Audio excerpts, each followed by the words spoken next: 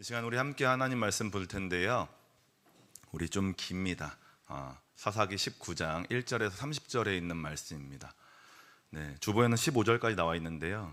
제가 고민을 많이 했어요. 15절까지만 읽을까? 근데 안 되겠다. 오늘 제가 설교를 이제 마무리하면서 30절까지 읽어야 되겠다 싶어가지고 좀 긴데요. 우리 한 절씩 교독하면서 전부 다 한번 읽도록 하겠습니다. 사사기 19장 1절에서 30절 말씀입니다. 한 절씩 교독하도록 할 텐데 제가 먼저 읽겠습니다. 이스라엘의 왕이 없을 그때에 에브라임 산지 구석에 거류하는 어떤 레위 사람이 유다 베들레헴에서 첩을 맞이하였더니 그 첩이 행음하고 남편을 떠나 유다 베들레헴 그의 아버지의 집에 돌아가서 거기서 넉 달 동안을 지내매 그의 남편이 그 여자에게 다정하게 말하고 그를 데려오고자 하여 하인 한 사람과 나귀 2마리를 데리고 그에게로 가매 여자가 그를 인도하여 아버지의 집에 들어가니 그 여자의 아버지가 그를 보고 기뻐하니라. 그의 장인 곧 그 여자의 아버지가 그를 머물게 하매 그가 3일 동안 그와 함께 머물며 먹고 마시며 거기서 유숙하다가 넷째 날 아침에 일찍 일어나 떠나고자 하매 그 여자의 아버지가 그의 사위에게 이르되 떡을 조금만 먹고 그대의 기력을 돋운 후에 그대의 길을 가라 하니라. 두 사람이 앉아서 함께 먹고 마시매 그 여자의 아버지가 그 사람에게 이르되 청하노니 이 밤을 여기서 유숙하여 그대의 마음을 즐겁게 하라 하니 그 사람이 일어나서 가고자 하되 그의 장인의 간청으로 거기서 다시 유숙하더니 다섯째 날 아침에 일찍 일어나 떠나고자 하매 그 여자의 아버지가 이르되 청하노니 그대의 기력을 돋우고 해가 기울도록 머물라 하므로 두 사람이 함께 먹고 그 사람이 첩과 하인과 더불어 일어나 떠나고자 하매 그의 장인 곧 그 여자의 아버지가 그에게 이르되 보라 이제 날이 저물어 가니 청하건대 이 밤도 유숙하라. 보라 해가 기울었느니라. 그대는 여기서 유숙하여 그대의 마음을 즐겁게 하고 내일 일찍이 그대의 길을 가서 그대의 집으로 돌아가라 하니 사람이 다시 밤을 지내고자 하지 아니하여 일어나서 떠나 여부스 맞은편에 이르렀으니 여부스는 곧 예루살렘이라. 안장 지운 나귀 2마리와 첩이 그와 함께하였더라. 그들이 여부스에 가까이 갔을 때 해가 지려 하는지라. 종이 주인에게 이르되 청하건대 우리가 돌이켜 여부스 사람의 이 성읍에 들어가서 유숙하십시다 하니 이르되 우리가 돌이켜 이스라엘 자손에게 속하지 아니한 이방 사람의 성읍으로 들어갈 것이 아니니 기브아로 나아가리라 하고 또 그 종에게 이르되 우리가 기브아나 라마 중 한 곳에 가서 거기서 유숙하자 하고 로 나가더니 베냐민에 속한 기브아에 가까이 이르러 해가 진지라. 기브아에 가서 유숙하려고 그리로 돌아 들어가서 성읍 넓은 거리에 앉아 있으나 그를 집으로 영접하여 유숙하게 하는 자가 없었더라. 저녁 때에 한 노인이 밭에서 일하다가 돌아오니 그 사람은 본래 에브라임 산지 사람으로서 기브아에 거류하는 자요 그곳 사람들은 베냐민 자손이더라. 노인이 눈을 들어 성읍 넓은 거리에 나그네가 있는 것을 본지라. 노인이 묻되 그대는 어디로 가며 어디서 왔느냐 하니 그가 그에게 이르되 우리는 유다 베들레헴에서 에브라임 산지 구석으로 가나이다. 나는 그곳 사람으로서 유다 베들레헴에 갔다가 이제 여호와의 집으로 가는 중인데 나를 자기 집으로 영접하는 사람이 없나이다. 우리에게는 나귀들에게 먹일 집과 여물이 있고 나와 당신의 여종과 당신의 종인 우리들과 함께한 청년에게 먹을 양식과 포도주가 있어 무엇이든지 부족함이 없나이다 하는지라. 그 노인이 이르되 그대는 안심하라. 그대의 쓸 것은 모두 내가 담당할 것이니 거리에서는 유숙하지 말라 하고 그를 데리고 자기 집에 들어가서 나귀에게 먹이니 그들이 발을 씻고 먹고 마시니라. 그들이 마음을 즐겁게 할 때에 그 성읍의 불량배들이 그 집을 에워싸고 문을 두들기며 집주인 노인에게 말하여 이르되 내 집에 들어온 사람을 끌어내라. 우리가 그와 관계하리라 하니 집주인 그 사람이 그들에게로 나와서 이르되 아니라 내 형제들아 청하노니 이 같은 악행을 저지르지 말라. 이 사람이 내 집에 들어왔으니 이런 망령된 일을 행하지 말라. 보라 여기 내 처녀딸과 이 사람의 첩이 있은즉 내가 그들을 끌어내리니 너희가 그들을 욕보이든지 너희 눈에 좋은 대로 행하되 오직 이 사람에게는 이런 망령된 일을 행하지 말라 하나. 무리가 듣지 아니하므로 그 사람이 자기 첩을 붙잡아 그들에게 밖으로 끌어내매 그들이 그 여자와 관계하였고 밤새도록 그 여자를 능욕하다가 새벽 미명에 놓은지라. 등틀 때에 여인이 자기의 주인이 있는 그 사람의 집문에 이르러 엎드려져 밟기까지 거기 엎드려져 있더라. 그의 주인이 일찍이 일어나 집 문을 열고 떠나고자 하더니 그 여인이 집 문에 엎드려져 있고 그의 두 손이 문지방에 있는 것을 보고 그에게 이르되 일어나라 우리가 떠나가자 하나 아무 대답이 없는지라. 이에 그의 시체를 나귀에 싣고 행하여 자기 곳에 돌아가서 그 집에 이르러서는 칼을 가지고 자기 첩의 시체를 거두어 그 마디를 찍어 12덩이에 덩이에 나누고 그것을 이스라엘 사방에 두루 보내매 그것을 보는 자가 다 이르되 이스라엘 자손이 애굽 땅에서 올라온 날부터 오늘까지 이런 일은 일어나지도 아니하였고 보지도 못하였도다. 이 일을 생각하고 상의한 후에 말하자 하니라. 아멘. 네, 다 읽었습니다. 네. 오늘도 주님 앞에 나오신 우리 성도님들을 환영하고 축복합니다. 주님이 주시는 은혜로서 우리의 삶 가운데 주님이 주시는 귀한 은혜로 길을 찾고 또한 주님의 깨달음이 이곳 가운데 임하길 소망합니다. 오늘 저희가 읽은 본문은 사사기에서 사사들이 나타나는 것은 아니고요. 사사들의 이야기에서 벗어나서 마치 부록처럼 주어진 말씀입니다. 지난 제가 이제 수요일에 17장의 이야기를 통해서 미가와 또한 레위 청년에 대한 이야기를 나누었고요. 오늘은 또 다른 레위 사람에 대한 이야기로 되어 있습니다.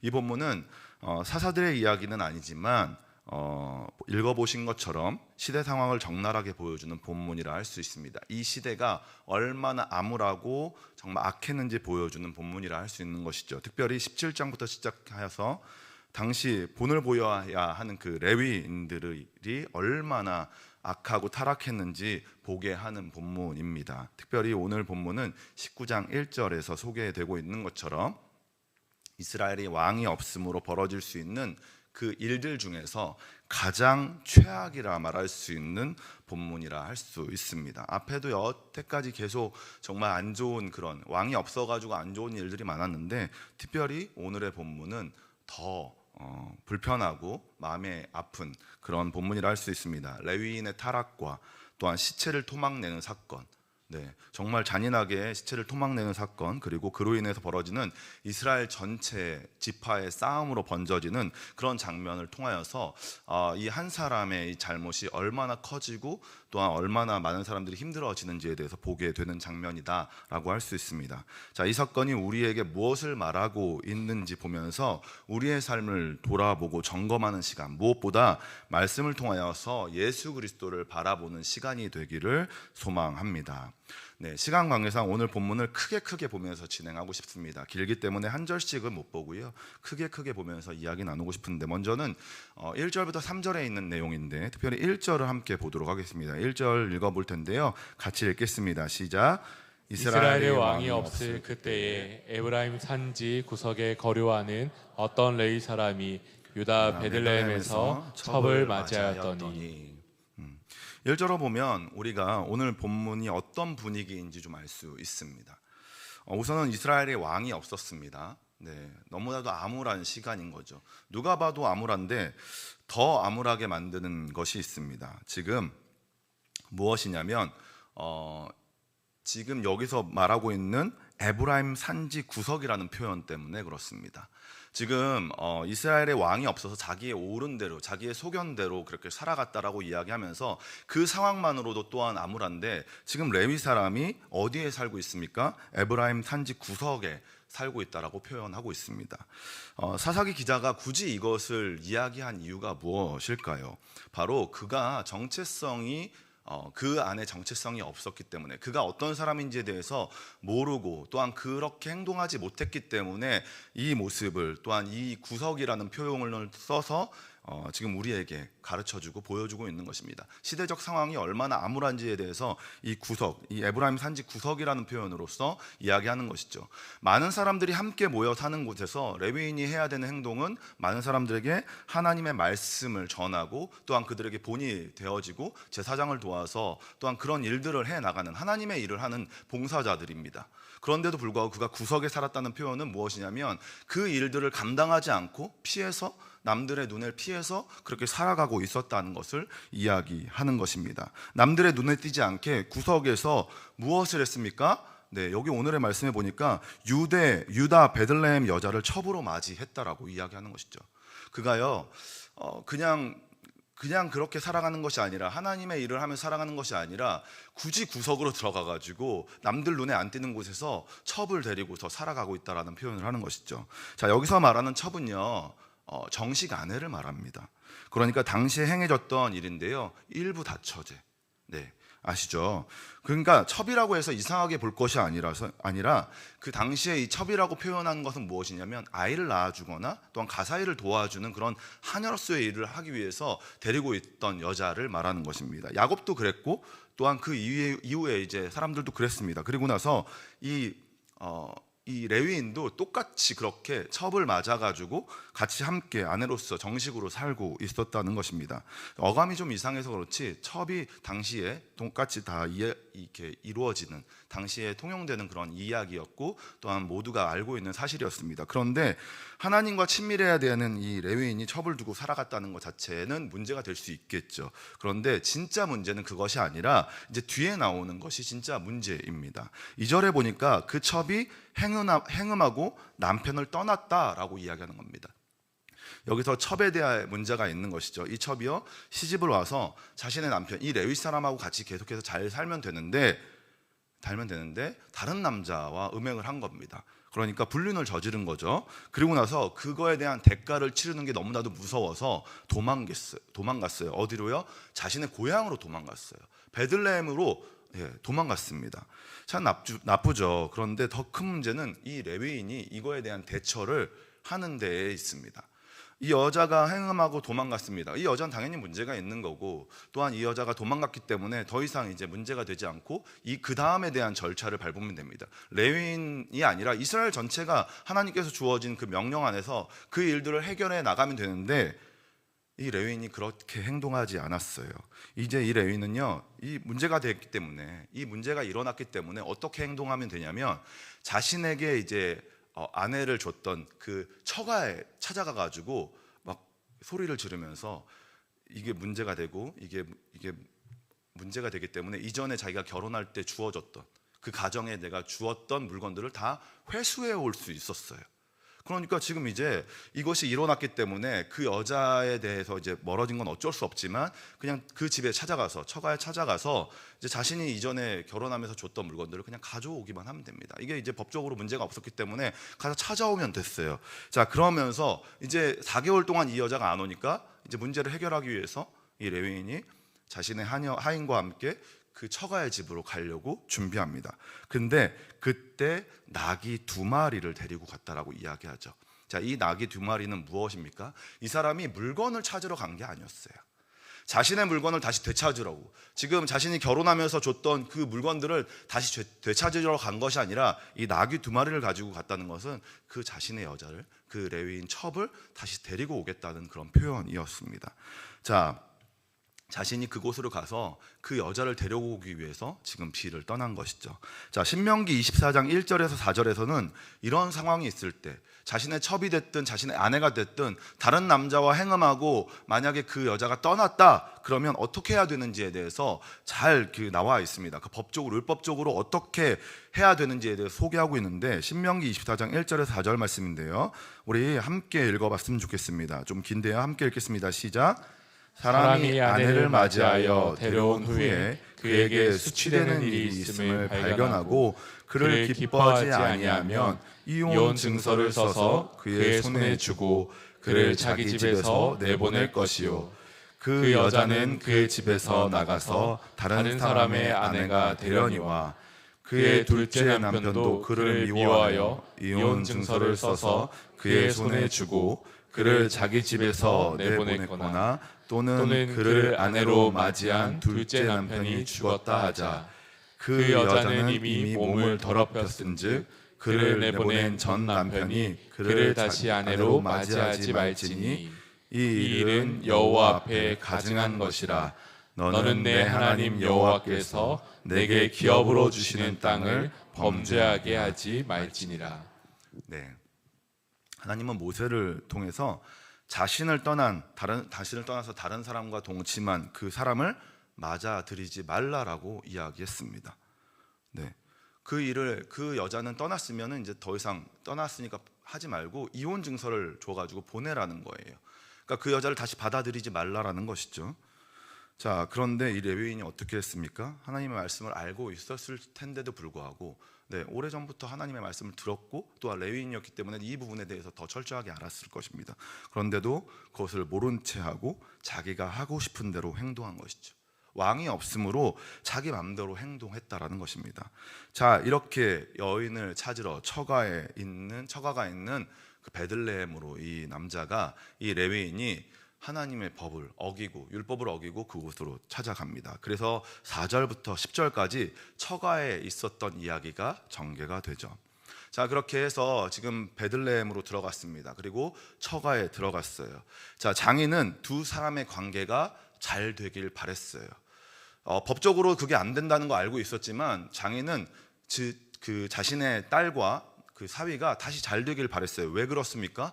자신이 이전에 받았던 모든 것들을 다시 다 돌려줘야 되거든요. 그렇기 때문에 어쩔 수 없이 계속해서 잘 되길 바랬는데 다행히도 딸이 남편을, 자신의 사위를 데리고 들어오는 거예요. 그러니까 어떻게 합니까? 극진하게 그를 맞아주는 것이죠.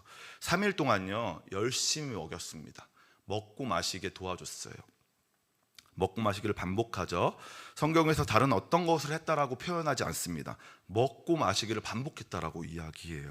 자, 이는 그가 세상의 즐거움을 계속해서 즐겼음을 말해주는 것입니다. 이 레위인이요 그냥 그 상황 가운데 즐겼다는 거예요. 이것이 잘못됐고 잘잘못을 뭔가 따지고 이런 게 아니라 그냥 흡수되어서 그 안에서 즐기고 먹고 마셨다는 것이죠. 자, 이렇게 해서 3일이 지나고 자신의 집으로 돌아가려고 합니다. 이제 자신의 집으로 돌아가야죠. 자기가 왔던 시간보다 3일이 흘렀잖아요. 자, 그리고 난 다음에 이제 집에 가려고 하는데 어떻게 됩니까? 장인이 그 길을 막았어요. 가지 못하도록 막았습니다. 그래서 계속해서 우리가 먹고 마시자라고 권면하는 것이죠. 이때 어떻게 해야 됩니까? 떠나야죠. 그 집에서 떠나야 됩니다. 그런데 그게 떠나지 않았어요. 그러고 나서 장인이 하라는 대로, 하자는 대로 한 번 더 하루 더 묵습니다. 그게 뭐가 문제가 돼요? 라고 할 수 있겠지만 지금 이 상황 안에서는 그가 이 자리를 떠나야 했습니다. 왜냐하면 그 자리가 죄의 자리였고 또한 옳지 않은 자리였기 때문에 그렇습니다. 그래서 떠나야 되는데 떠나지 못했어요. 그러고 나서 또 한 번 하룻밤 묵었습니다. 그러고 나서 그 다음날 떠나려고 했더니 또 그를 붙잡았어요. 그래서 얼마 동안 그가 이 자리에 있었습니까? 처가에 있었습니까? 5일 동안 있었어요. 일주일이 7일이고 좀 있으면 안식일이 다가오는데 지금 5일 동안 이곳에 있었다라는 거예요. 안식일을 지키러 가야 되는데 5일 동안 이곳에 있었어요. 자, 저는 이 부분을 보면서 죄라는 자리가 언제나 우리를 계속해서 움직이지 못하게 하고 그곳에 머물러 있게 한다라는 생각이 들었습니다. 우리의 어떠함이 아니라 그곳이 매우 즐겁고 안정적인 곳처럼 속여서 머무르게 하는 것이죠. 제가 이게 뭐 이런 표현은 그렇지만 자빠져 누워 있는 걸 굉장히 좋아합니다. 제가 누워가지고 일어나는 걸 되게 싫어해요. 그래가지고 누워가지고 가만히 있는 걸 너무너무 좋아해요. 그런데 사람이 그렇게 살 수 없지 않습니까? 일어나가지고 다른 일을 해야 되잖아요. 그런데 그 이불이 저를 그렇게 끌어당겨요. 그래가지고 그곳에 계속 누워있게 하면서 그럼 마지막까지 저를 계속해서 붙잡습니다. 저는 그러면서 마지막에 한 번에 몰아가지고 모든 일들을 처리할 때 내가 진짜 죄인이구나 이런 생각들을 많이 하거든요. 정말 머물러가지고 그 자리에 머물러 있는 제 모습을 보면서 정말 무섭다, 죄라는 것도 이렇겠지라는 생각들을 되게 많이 해요. 제가 예전에 1:1 양육 그 리더 과정 할 때 이 부분을 한번 나눈 적이 있었는데 저는 그렇습니다. 그래가지고 누워서 진짜 죄에 대해서 묵상을 많이 하거든요. 제 모습을 보면서. 마찬가지로 죄라는 것이 참 그런 것 같아요. 우리가 제일 좋아하는 것, 제일 편안해하는 곳으로 계속해서 머무르게 한다라는 것입니다. 지금 시간이 많이 지났음에도 불구하고 그가 계속해서 그곳에 머무르게 했다라는 것입니다. 그러다가 이제 본인도 안 되겠다라는 생각을 했던 것 같아요. 이 레위인도, 왜냐하면 가야죠. 이제 안식일도 곧 다가오는데, 왜냐하면 하루만, 그 아침이 되고 저녁이 되고 아침이 되니, 그러니까 밤이 되면 하루가 지나버린단 말이에요, 이스라엘의 시간 안에서. 그러면 지금 5일째 거기에 있었고 하루만 더 지나도 6일이고 그 다음 이제 안식일이, 그럼 더 이상 있을 수가 없는 거죠. 그래서 그가 장애인이 가지 말라라고 다시 한번 쫄랐을 때, 가지 말라라고 이야기했을 때 뿌리치고 출발합니다. 그래서 부랴부랴 출발하는 것이죠. 근데 그 출발한 시간이 언제예요? 보니까 9절에 보니까 이미 늦은 시간이었어요. 9절 함께 읽어보도록 하겠습니다. 함께 읽겠습니다. 시작. 그 사람이 첩과 하인과 더불어 일어나 떠나고자 하매 그의 장인 곧 그 여자의 어머니가 그에게 이르되 보라 이제 날이 저물어 가니 청하건대 이 밤도 유숙하라. 유숙하라. 보라 해가 기울었느니라. 그대는 여기서 유숙하여 그대의 마음을 즐겁게 하고 내일 일찍이 그대의 길을 가서 그대의 집으로 돌아가라 하니. 예, 아침 내내 뭐하고 이제 일어났으면 밤새 먹고 마셨으니까 더 이상 일어날 수가 없었겠죠. 죄라는 것이 그렇다니까요. 끝까지 있게 하는 거죠. 그러다가 이제 끝내는 더 이상 안 되겠다 싶어서 출발하는 시간이 언제였습니까? 5일째 되던 그때 해가 기울었을 때 출발했다라는 거예요. 자, 이렇게 해서 해가 저물고 있을 때 그가 더 이상 안 되겠다 싶어서 그 자리를 털고 일어나서 하인과 자신의 첩을 데리고 나귀와 함께 그 자리를 벗어납니다. 자, 그런데 얼마 못 가서 해가 졌겠죠. 아시는 것처럼 기울었기 때문에 이미 얼마 있어서 해가 졌습니다. 자, 그래서 그들이 한참 가다 보니까 한 20km 정도 갔을까요? 그런데 해가 너무나 져서 더 이상 움직일 수 없었어요. 그래서 그들이 가다가 잠을 자야 되는, 유숙할 곳을 찾습니다. 첫 번째 봤던 곳이 어디냐면 여부스라고 해서 이때 당시에 예루살렘과 여부스 같은 이름을 썼다라고 이야기하는데, 그 땅이 그때 당시에는 여부스 족속의 땅이었습니다. 정복 전쟁 때 여호수아가 정복 전쟁을 할 때 당시에 이 여부스 사람들을 내쫓지 못했어요. 그래가지고 그 사람들이 남아 있고 지금 어디에 지내고 있습니까? 예루살렘에 지내고 있어요. 이때 당시까지만 해도 이 예루살렘 땅에서 이 여부스 사람들이 살고 있었다라는 겁니다. 그렇기 때문에 이 사람이 봤을 때는 이곳은 이방 성읍이에요. 레위인이 봤을 때 이방 성읍이었어요. 그런데 날이 지금 저물었고 안식일이 이제 거의 다 왔기 때문에 사실 들어가야 되는데도 불구하고 자신이 레위인이라는 생각으로 그곳에 들어갈 수 없다라고 이야기하는 겁니다. 웃기지 않습니까? 자신이 여태까지 레위인으로서 진정한 모습을 한 번도 보여준 적이 없는데 지금 갑자기 와가지고 여부스 이 예루살렘 이 성읍이 이방인의 성읍이라고 못 들어간다라는 거예요. 저희는 이 모습을 보면서 이때 당시에 이 이스라엘 사람들, 왕이 없어 사는 사람들의 신앙에 대해서 보게 되는 것입니다. 분명히 하나님이 없어가지고 하나님의 말씀대로 못 살아가는데 그들에게 뭐만 남아있습니까? 형식적인 그런 관행만 남아있는 것이죠. 그들이 하나님의 말씀대로 살아가지는 못하면서 이전에 계속 해왔던 그 풍습대로 자신은 이방 땅에는 못 들어간다, 자신은 정말 이 안식일을 지키기 위해서 어떻게든 움직여야 된다, 이런 것만 남아있다라는 것이죠. 하나님의 말씀은 없고 형식만 남아있음을 보게 되는 것입니다. 여부스 땅이면 어떻습니까? 지금 들어가가지고 못 들어가게 하는 것도 아니고 들어가가지고 빨리 쉬면 되는데 그 들어가지 못하고 거기서 헤매다가 다른 성읍을 찾기 시작하는 것이죠. 그래서 어디로 가게 됩니까? 지금 레위인과 첩과 하인이 함께 기브아라는 곳으로 이동하게 됩니다. 거기는 베냐민 지파의 성읍이었어요. 자, 지난 설교 때도 말씀드렸지만 죄라는 것이요 참 끌어당기는 힘이 엄청납니다. 죄 가운데 살아가는 사람들, 하나님이 없이, 왕이 없이 살아가는 사람들 있잖아요. 그런 사람들에게 죄는요 이때다 싶어서 계속해서 끌어당기는 거예요. 자, 이 사람들이 여부스 족속이 살던 그 곳에 들어가서 지냈으면 어땠을까라는 생각이 드는데, 이들이요 거기에 들어가지 못하고 기브아 땅으로 들어갑니다. 기브아 땅이 어떤 곳이었습니까? 지금 이들에게는요 죄가 끌어다니는, 사단이 끌어다니는 그런 자리였다라는 거예요. 우리가 나중에 보겠지만 이들이 이 기브아 땅을 선택함을 통해서 엄청난 일들이 벌어지게 되는 것입니다. 자, 그래서 이들이 함께 기브아 땅으로 들어가서 유숙할 곳을 찾기 시작합니다. 밤이 어두웠기 때문에 누군가가 그들을 찾아가지고 묵게 해주지 않는 이상 어려웠던 것 같아요. 근데 그때 한 노인이 그들 앞에 나타납니다. 그리고 16절에 그 노인이 어떠했는지에 대해서 설명하고 있는데요. 그 16절 함께 보도록 하겠습니다. 노인이 어떤 사람인지, 그들 앞에 나타난 노인이 어떤 사람인지 이렇게 나타냅니다. 함께 읽겠습니다. 시작. 저녁 때 한 노인이 밭에서 일하다가 돌아오니 그 사람은 본래 에브라임 산지 사람으로서 기브아에 거류하는 자요, 그곳 사람들은 베냐민 자손이더라. 에브라임 산지 사람이었다라고 이야기합니다. 지금 레위 사람이 어디서부터 왔어요? 에브라임 산지에서 왔죠. 근데 지금 이 노인도 어디 출신이래요? 에브라임 산지 출신이래요. 자, 이 에브라임 산지 사람이라는 걸 굳이 밝히는 이유가 뭐냐면 이 사람, 이 노인도 이 땅 가운데 나그네였고 함께 같이 지내는 사람들, 함께 지내는 사람들의 눈치를 보면서 살아가던 사람이라는 것을 보여주는 것입니다. 이 노인이 이곳에 토박이가 아니라 이 또한 외지인이고 또한 이 사람도 눈치를 보며 살아가는 사람이었다는 것을 보여주기 위해서 이 본문이 존재하는 거예요. 자, 그래서 이 노인이 이 사람을 보면서, 에브라임 산지에서 왔다는 이 사람을 보면서 너무나도 반가웠겠죠. 그래서 이 노인은 이 레위인을 자신의 집으로 들이게 됩니다. 자신의 집에서 유숙할 수 있도록 자리를 마련해요. 자, 그래서 너무나도 친근하고 고향 사람이라 생각하니까 너무나도 좋고, 또한 나그네에 대한 부분들을 어떻게 해야 되는지 너무 오래전부터 배워왔고, 나그네를 잘 돌봐야 되고 사랑해야 된다는 걸 너무나도 잘 배워왔기 때문에 이 노인은 자신의 고향 사람이자 나그네인 이 사람을 정말 측은히 생각하고 이 사람을 자신의 집으로 불러들이는 것이죠. 자, 그런데 이 불러들인 다음부터 문제가 생기게 됩니다.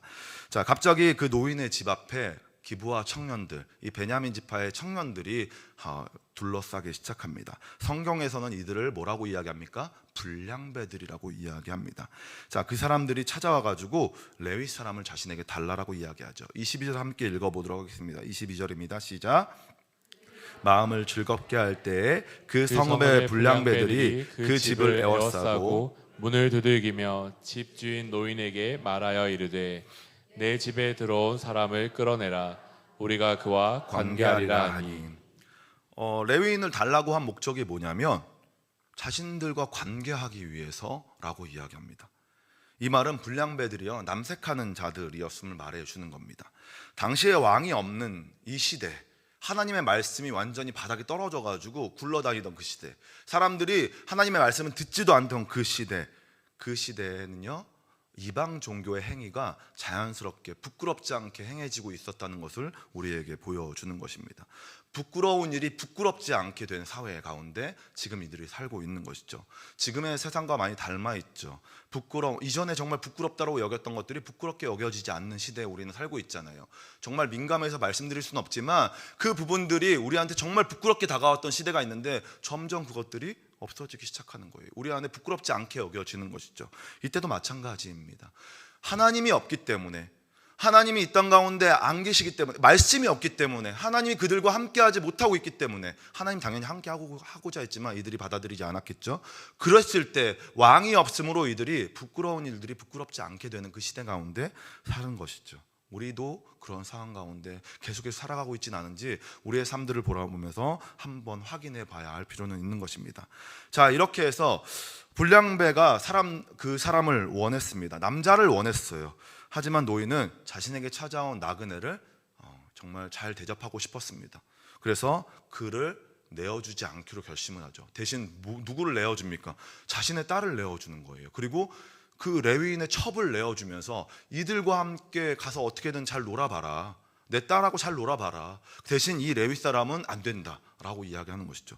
안 되면 다 안 되는 거지. 왜 이 사람은 되고 이 사람은 안 되고 자신의 딸과 첩은 됩니까? 네, 아무래도 이 사람이요, 자신이 갖고 있던 이 종교관, 율법의 관에 대해서 철저했던 것 같아요. 말씀드렸던 것처럼 지역 출신도 아니고, 그다음에 외지인으로서 문제를 일으키고 싶지 않고, 또한 무엇보다도 신명기 10장 18절 19절에 이렇게 나와 있거든요. 네, 뜨나요?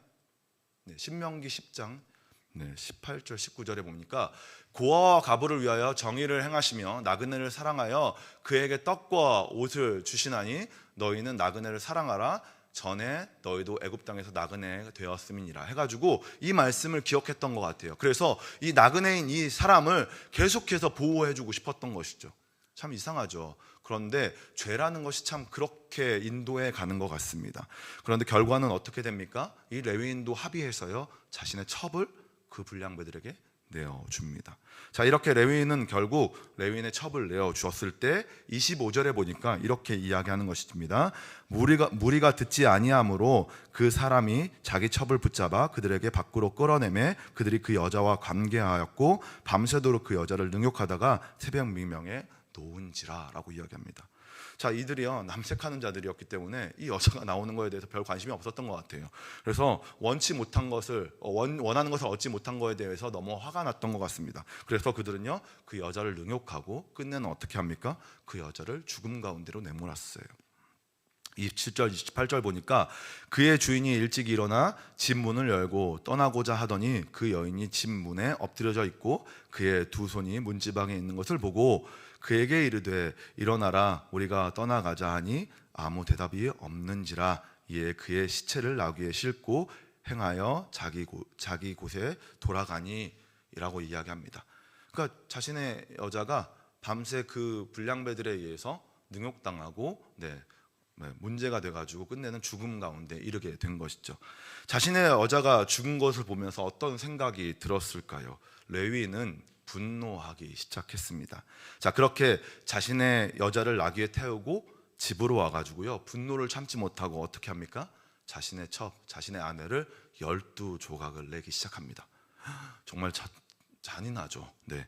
그렇게 해서 토막낸 시신을요, 하나씩 포장해가지고 12지파의 지파의 그 땅으로 다 보내기 시작합니다. 자, 토막낸 시신을 받은 사람들이 얼마나 놀랐을까요? 성경에는요, 이전까지 그들이 출애굽한 이 다음부터 한 번도 그런 일이 없었다라고 이야기할 정도로 굉장히 잔인했던 것 같습니다. 그래서 그 토막낸 시신을 보면서 그 사람들이, 각 지파의 사람들이 분노하기 시작해요. 그리고 나서 우리가 이제 읽진 않았지만 20절에 베냐민 지파, 이 지파를 하나 놓고서 다른 지파들이 다 모이기 시작합니다. 왜냐하면 그들이 한 잘못들, 그 불량배들이 한 잘못들을 어떻게든 벌해주고 싶었던 것이죠. 다른 지파 사람들까지도 벌해주고 싶었던 것입니다. 그래서 함께 모여가지고 그들을 치려하는 것이죠. 끝내 전쟁이 일어났고 나중에는 12지파가 나머지 지파들과 베냐민 지파가 싸웠을 때 누가 이기겠습니까? 당연히 베냐민 지파가 질 수밖에 없는 것이죠. 그래서 끝내 그 베냐민 지파가 자신의 그 지파 전체가 다 전멸되기 전까지 가게 되는 것이죠. 그래서 지금 이 문제가 이렇게까지 심각해가지고 그 여자의 죽음으로 인해서 한 지파가 사라질 뻔했던 사건이 바로 20장에 또 나오게 되는 것입니다. 자, 이것이 우리가 오늘 읽은 내용의 전체라 볼 수 있습니다. 1절부터 30절까지의 내용 전체인데요. 자, 그런데 오늘 이야기를 되짚어 보면서 생각해 보고 싶다라는 생각이 듭니다. 만약에 레위인이 노인의 권면에 합의하지 않고요, 불량배들에게 자신의 첩을 내어주지 않았다면 어땠을까요? 조금 앞으로 갈까요? 조금 앞으로 가가지고 레위인이 노인을 만나지 않았다면 어땠을까요? 조금 더 앞으로 가겠습니다. 레위인이요, 기브아 땅으로 들어가지 않고 여부스 땅으로 들어가서 유숙했다면 어땠을까요? 레위인이요, 장인의 권면을 수긍하지 않고 자신이 떠나야 될 시간에 떠났다면요. 레위인이요, 그 첩의 음행을 율법대로 행하고 그녀를 받아들이지 않았다면 어땠을까요? 레위인이 첩을 만들지 않았다면, 레위인이 사람들과 함께 지내면서 하나님의 말씀대로 살았다면 어땠을까요? 이렇게 거꾸로 되짚어다 보면 우리가 무엇을 선택해야 되는지 알게 되는 것이죠. 레위인이 레위인으로서 정체성을 바르게 알았다면 분명히 일어나지 않았을 일들입니다. 그가 해야 되는 일들이 뭔지 정확하게 알았다면 아무 일도 일어나지 않았을 거예요. 한 지파가 전멸되기 전까지 가지 않았을 거라는 겁니다. 우리는 늘 우리의 정체성을 바르게 파악하지 못해서 문제들이 발생한다는 것을 우리가 알지 못할 때가 많아요. 내 가정의 내가 믿음의 사역자인, 우리 가정의 믿음의 사역자라는 것을 기억하지 못해가지고 가정의 자녀들과 배우자들이 죽음의 길로 가게 됩니다.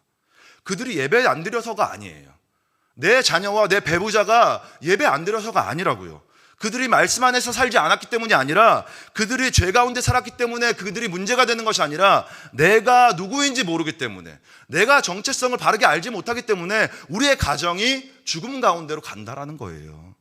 레위인이 자신의 사명을, 자기의 정체성을 바르게 알지 못했기 때문에 그 첩이 끔찍한 그 죽음 가운데 갔고, 베냐민 지파 전체가 죽음 가운데로 내몰렸던 것처럼 그렇게 만들고 나서도 자기는 자기가 잘못됐다라고 몰라가지고 정말 자신의 첩이 잘못되었던 거에만 집중해서 살아가지 않았습니까?